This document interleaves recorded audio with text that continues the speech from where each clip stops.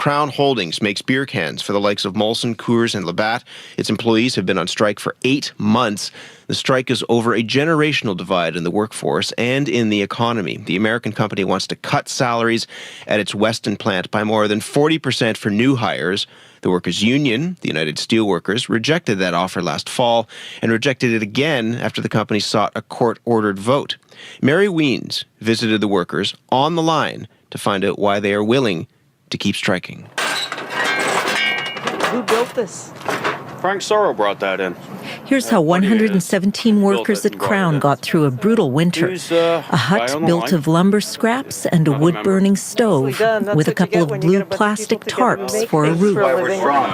This is why we're strong. Look where we've been here for 7 months. We're in for a long fight, so we prepare for it. That's why we built the hut for the winter. Did you help build it too?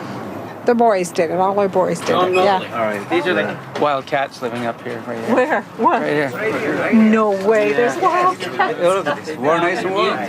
Some feral cats are showing solidarity with the strikers. They've made their home on top of the tarp. 2 or 3 up there. They like us so much here. They voted no, too.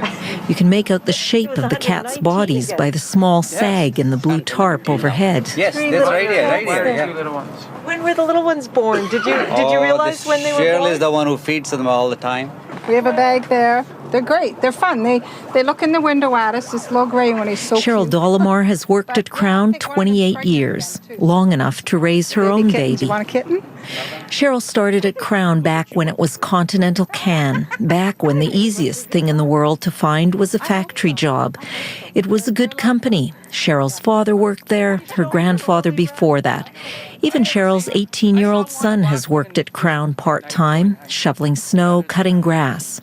But no one's future is certain anymore. When you have a company that's been in business for over 100 years, and all it is corporate greed. They want to make. But everyone knows the problem isn't one aggressive employer. The job landscape is shifting in fundamental ways.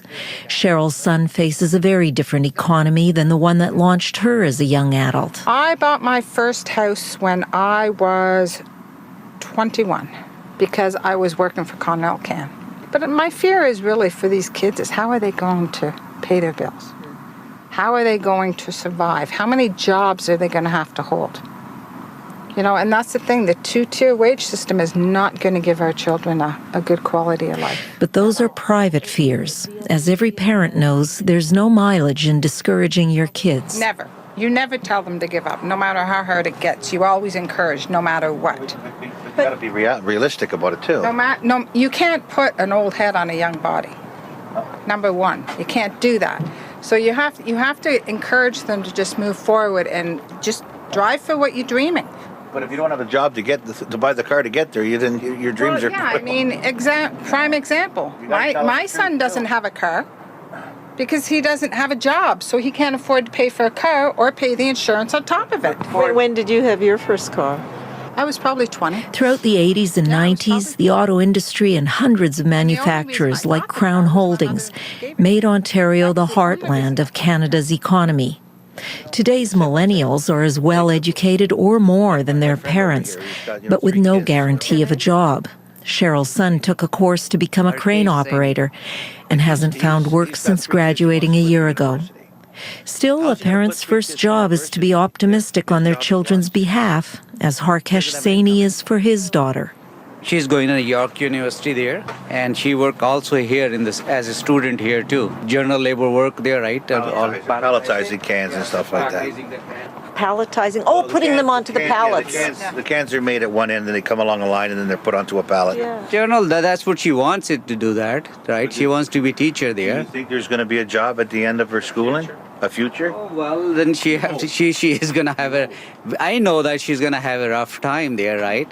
That's why she wants to do the master first. I mean, that's why you have children completing 4 or 5 years of university and coming out, and there's no jobs for them. There's no promise for them. Rob DePippo has no children. He can permit himself the luxury of pessimism. But as a father, Harkesh has to believe that the next generation will find its way through the debris of a dying economy. Well, no, I wouldn't say that. I know that if these kids have all these degrees, they will find a job there. If they not succeed in this field, they say, okay, Dad, I'm doing this. But they will find their ways there. And what do you say to them? I will say always to go.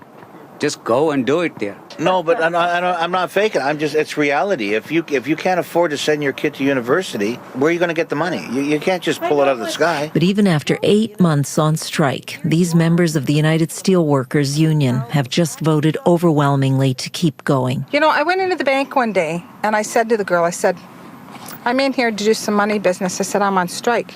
And she looked at me and said, what's a strike? Why do you strike? Absolutely no clue. And I looked at her and I said, I'm going to explain this to you. So I did. I said, unbeknownst to anybody, unions gave you your weekends, your pregnancy leaves, they gave you your vacation, they gave you everything you have, your weekends off. They gave you all that many, many years ago. Today, Crown Holdings wants to cut salaries for new hires by 42%. I never knew that. Other companies have made similar demands. And once mighty unions, even the CAW, have conceded. I have no university education. I went from high school to a factory. And then I came here. And that's what I've done my whole life. You know, I raised my son on shift work, 4 days on, 4 off. I mean, if it wasn't for this job, I never would have made it on my own. But here, when they bring in that 2-tier, they're not going to be making the money. The next generation is not going to have... And I struggled on my own with what I made, and that was considered good money. From white-collar professionals to blue-collar veterans, many parents are worried about their children's job prospects. But even kittens survive bitterly cold winters if their mothers can find them a patch of warmth for their first year. Today's youngest workers will have to find their way too, in a much tougher economy than the one in which their parents came of age. For CBC Radio, I'm Mary Wiens in Weston.